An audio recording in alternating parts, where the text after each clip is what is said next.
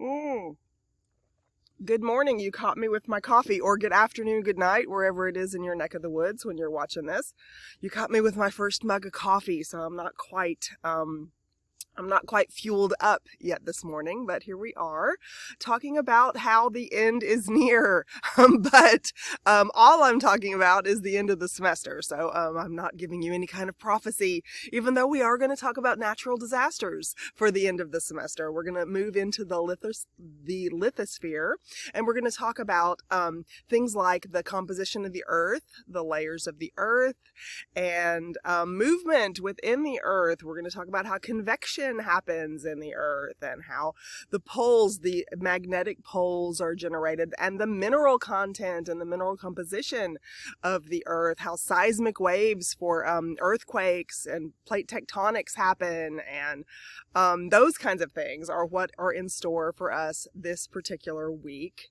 And for this unit as we finish on out the semester in physical geography class. So chapter 13 in our textbook is what we're going to cover, and it's an introduction to landforms. And so we're just going to think of this as like an appetizer plate of what we're going to be talking about for the next sets of lessons.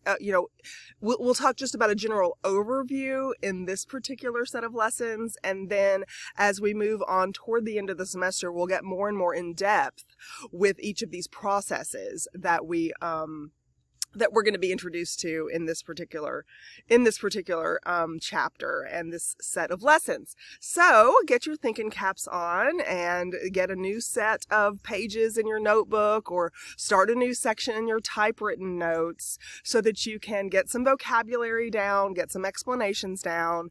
There are, of course, the standard curated videos that you're going to watch, because the animations and the explanations in some of these resources that are available online are so rich and help us understand what these processes are, much more than the static graphics in our textbook, or with me trying to draw them on my dry erase board, or holding up the old transparencies that I've got tons of, because I just can't throw them away from the olden days when we would teach this with an overhead projector in the room.